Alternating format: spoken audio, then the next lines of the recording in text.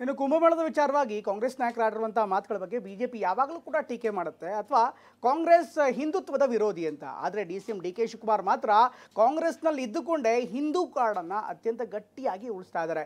ಕೇವಲ ಈಗ ಅಂತಲ್ಲ, ಚುನಾವಣೆಗಿಂತ ಮೊದಲು ಕೂಡ ಹಿಂದುತ್ವವನ್ನು ಅಥವಾ ಹಿಂದೂ ಪ್ರತಿಪಾದನೆಯನ್ನು ಡಿ.ಕೆ. ಶಿವಕುಮಾರ್ ಗಟ್ಟಿಯಾಗಿಯೇ ಕಾಂಗ್ರೆಸ್ನಲ್ಲೇ ಮಾಡ್ಕೊಂಡ್ಬಂದಿದ್ದಾರೆ. ಚುನಾವಣೆಗೂ ಮೊದಲು ಚಾಮುಂಡೇಶ್ವರಿಗೆ ಗೃಹಲಕ್ಷ್ಮಿಯ 2,000 ರೂಪಾಯಿ ಕೊಡೋದಿರ್ಬೋದು, ಅದಾದ ನಂತರ ಧರ್ಮಸ್ಥಳಕ್ಕೆ ತೆರಳೋದಂತ ಇರ್ಬೋದು, ಅದಾದಮೇಲೆ ಶೃಂಗೇರಿ ಮಠ ಸೇರಿದಂತೆ ಬೇರೆ ಬೇರೆ ಮಠಮಾನ್ಯಗಳಿಗೆ ತೆರಳಿ ಪೂಜೆ ಪುನಸ್ಕಾರ ಮಾಡೋದಿರ್ಬೋದು, ಅದೆಲ್ಲವನ್ನೂ ಕೂಡ ಮಾಡ್ತಿದ್ದಾರೆ. ಈಗ ಕುಂಭಮೇಳದಲ್ಲಿ ಪುಣ್ಯ ಸ್ನಾನ ಮಾಡಿ ಡಿ.ಕೆ. ಹೊಸದಾದಂಥ ರಾಜಕೀಯ ಸಂದೇಶವನ್ನು ಕಾಂಗ್ರೆಸ್ನಲ್ಲಿ ಇದ್ಕೊಂಡೇ ರವಾನೆ ಮಾಡೋದಕ್ಕೆ ಮುಂದಾಗ್ತಾರೆ. ಹೀಗಾದರೆ ಈ ಪಾಲಿಟಿಕ್ಸ್ ಯಾವ ರೀತಿ ನಡೀತಾ ಇದೆ, ಒಂದು ಕಡೆಗೆ ಅಹಿಂದ, ಇನ್ನೊಂದು ಕಡೆಗೆ ಹಿಂದೂ ವಿಚಾರ, ಇದೆಲ್ಲವನ್ನೂ ಕೂಡ ನೋಡ್ಕೊಂಬರೋಣ ಬನ್ನಿ.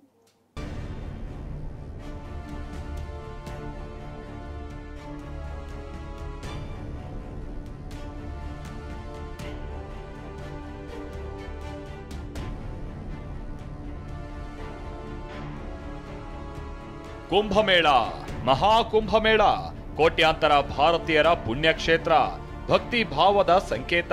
ತ್ರಿವೇಣಿ ಸಂಗಮದಲ್ಲಿ ಪುಣ್ಯ ಸ್ನಾನ, ಪಾಪ ಕಳೆದುಕೊಳ್ಳೋ ಪವಿತ್ರ ಸ್ಥಳ ಆಗಿದೆ. ಆದ್ರೆ ಇದೇ ವಿಚಾರದಲ್ಲಿ ರಾಜಕೀಯ ಮಾಡಿದ್ರೆ ಏನಾಗುತ್ತೆ ಅನ್ನೋದಕ್ಕೆ ಉದಾಹರಣೆಯೇ ಖರ್ಗೆ ಹೇಳಿಕೆ.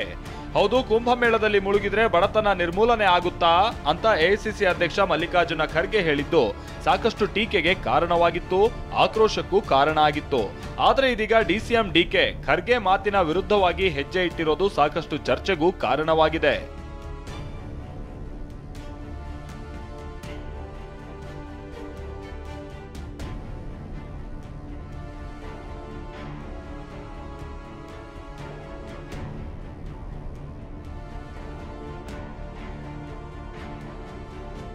ಹೌದು, ದಕ್ಷಿಣ ಭಾರತಕ್ಕಿಂತ ಉತ್ತರ ಭಾರತದಲ್ಲಿ ಬಿಜೆಪಿಗೆ ನೆಲೆ ಇದೆ.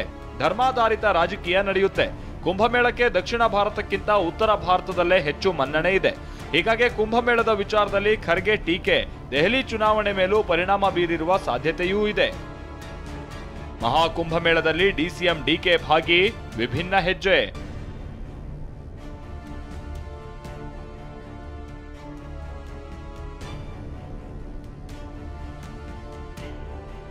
ತ್ರಿವೇಣಿ ಸಂಗಮದಲ್ಲಿ ಪುಣ್ಯ ಸ್ನಾನ ಮಾಡಿದ ಡಿ.ಸಿ.ಎಂ. ಡಿ.ಕೆ.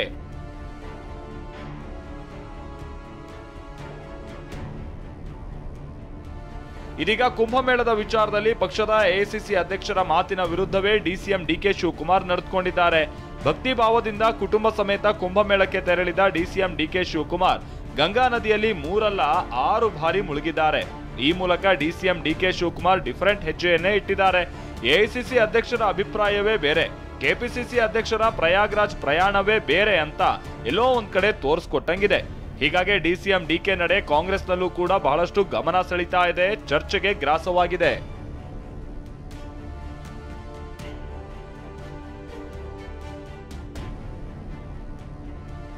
ಡಿ.ಸಿ.ಎಂ. ಡಿ.ಕೆ. ಕುಂಭಮೇಳ ಭೇಟಿ ರಾಜಕೀಯವಾಗಿ ಏನೇನೋ ಚರ್ಚೆ ಆಗ್ಬಹುದು, ಹಿಂದುತ್ವ ಅದು ಇದು ಅಂತ ಚರ್ಚೆ ಆಗ್ಬೋದು.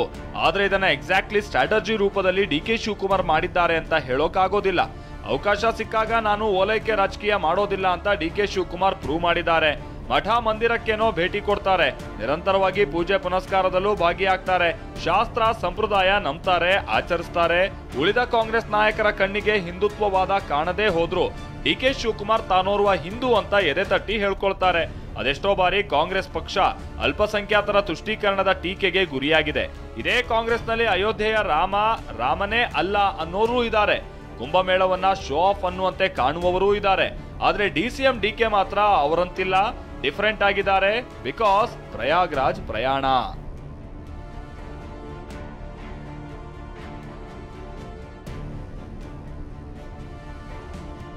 ಇನ್ನು ತ್ರಿವೇಣಿ ಸಂಗಮದಲ್ಲಿ ಡಿ.ಸಿ.ಎಂ. ಡಿ.ಕೆ. ನಿಂತಾಗ ಡಿ.ಕೆ. ಬೆನ್ನಿಗೆ ನಿಂತು ಆಶೀರ್ವಾದ ಮಾಡಿರೋದು ಬೇರ್ಯಾರೂ ಅಲ್ಲ, ನೊಣವಿನಕೆರೆ ಅಜ್ಜಯ್ಯ. ಕಷ್ಟ ಸುಖ ಸಂಪತ್ತು ಅಧಿಕಾರ ಕುರ್ಚಿ ಮೇಲೆ ಮಮಕಾರ ಎಲ್ಲದಕ್ಕೂ ಡಿ.ಸಿ.ಎಂ. ಡಿ.ಕೆ. ನಂಬುವ ನೊಣವಿನಕೆರೆ ಅಜ್ಜಯ್ಯರೇ ಆಗಿದ್ದಾರೆ. ನೊಣವಿನಕೆರೆ ಶ್ರೀಗಳ ಸಾಂಗತ್ಯದಲ್ಲೇ ಡಿ.ಕೆ. ಕುಂಭಮೇಳದಲ್ಲಿ ತ್ರಿವೇಣಿ ಸಂಗಮದಲ್ಲಿ ಮುಳುಗೆದ್ರು. ಆದ್ರೆ ಇದು ಡಿ.ಸಿ.ಎಂ. ಡಿ.ಕೆ. ಕುರ್ಚಿಯ ಕನಸಿನ ಸಾಕಾರಕ್ಕೂ ಇರಬಹುದು ಅನ್ನೋ ವಿಶ್ಲೇಷಣೆಯೂ ನಡೀತಾ ಇದೆ.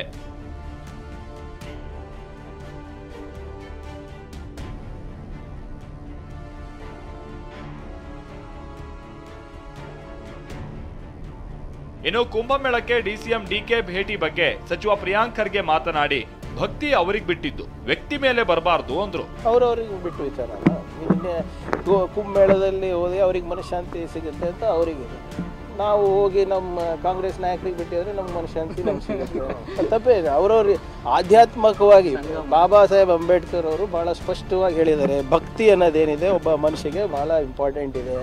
ಆದರೆ ಆ ಭಕ್ತಿ ಏನಿದೆ ಅದು ಆಧ್ಯಾತ್ಮಿಕವಾಗಿರ್ಬೋದು. ನಿನಗೆ ದೇವಸ್ಥಾನಕ್ಕೆ ಹೋಗಿ ನಿನಗೆ ನೆಮ್ಮದಿ ಮನಃಶಾಂತಿ ಸಿಗ್ತಾ ಇದ್ದರೆ ಹೋಗಿ, ಕುಂಭಮೇಳನಲ್ಲಿ ಹೋಗಿ ನೀವು ಮುಳುಗಿದ್ರೆ ನಿಮಗೆ ನೆಮ್ಮದಿ ಸಿಗ್ತಿದ್ರೆ ಮಾಡಿ, ನಿಮಗಿಲ್ಲಪ್ಪ ಮನೆಯಲ್ಲೇ ಕುಂತು ನೀವು ಧ್ಯಾನ ಮಾಡಿದ್ರೆ ಸಿಕ್ಕಿದ್ರೆ ಮಾಡಿ, ಅದು ನಿಮಗೆ. ಆದರೆ ಆ ಭಕ್ತಿ ಏನಿದೆ ಆಧ್ಯಾತ್ಮಿಕವಾಗಿರಬೇಕು, ಆ ಭಕ್ತಿ ವ್ಯಕ್ತಿ ಮೇಲೆ ಬರಬಾರ್ದು ಅಂತ ಭಾಳ ಸ್ಪಷ್ಟವಾಗಿ ಬಾಬಾ ಸಾಹೇಬ್ ಅಂಬೇಡ್ಕರ್ ಅವರು ಕೊನೆಯ ಭಾಷಣದಲ್ಲಿ ಹೇಳಿದರು. ಶಾಸಕ ಯತ್ನಾಳ್ ಮಾತನಾಡಿ ಎಷ್ಟು ಪಾಪ ಕಳೆದು ಹೋಯ್ತು ಅಂತ ಖರ್ಗೆ ವರದಿ ಪಡಿಬೇಕು ಅಂತ ಟೀಕೆ ಮಾಡಿದ್ರು. ಅವರವರ ವೈಯಕ್ತಿಕ ಅವರ ಧರ್ಮ ಆಚರಣೆ ಮಾಡ್ತಾರೆ, ಅದನ್ನೇನು ಭಾಳ ಹೈಪ್ ಮಾಡುವಂಥ ಅವಶ್ಯಕತೆ ಇಲ್ಲ. ಮತ್ತು ಅವ್ರ ಪಕ್ಷದ ರಾಷ್ಟ್ರೀಯ ಅಧ್ಯಕ್ಷಗಳಿದ್ದರು, ಅಲ್ಲಿ ಹೋದ್ರೆ ಪಾಪ ತುಳಿತೈತೆ ಅನ್ನೋದು ಅವರೇ ಮಲ್ಲಿಕಾರ್ಜುನ ಖರ್ಗೆ ಅವ್ರಿಗೆ ಕೇಳಬೇಕು, ಯಾರ್ಯಾರು ಪಾಪ ತುಳಿತು ಏನು ಮಾಡಿ ಯಾಕೆ ಹೋದರು, ಒಂದು ನೋಟಿಸ್ ಕೊಡ್ಬೇಕು ಖರೆ ಅಂದ್ರೆ ಖರ್ಗೆ ಅವರು ಎಷ್ಟು ಪಾಪ ತುಳಿ ಅನ್ನೋಂಥದ್ದು ಒಂದು ವರದಿ ಕೊಡ್ಲಿಕ್ಕೆ ಹೇಳಬೇಕು. ಕಾಂಗ್ರೆಸ್ನಲ್ಲಿ ಇದೆಲ್ಲ ಒಂದ್ ಕಡೆ ನಡೀತಾ ಇದ್ರೆ, ನಿನ್ನೆ ಮಲ್ಲಿಕಾರ್ಜುನ ಖರ್ಗೆಯನ್ನ ಪರಮೇಶ್ವರ್ ಭೇಟಿ ಮಾಡಿರೋದು ನಾನಾ ಸ್ವರೂಪ ಪಡಿತಾ ಇದೆ. ಮತ್ತೊಂದ್ ಕಡೆ ಬೆಳಗಾವಿ ಸಾಹುಕಾರ್ ಸತೀಶ್ ಜಾರಕಿಹೊಳಿ ಮತ್ತೆ ದೆಹಲಿ ಪ್ರವಾಸವನ್ನ ಕೈಗೊಂಡಿದ್ದಾರೆ. ಪ್ರಸನ್ನ ಗಾಂವ್ಕರ್, TV9 ಬೆಂಗಳೂರು.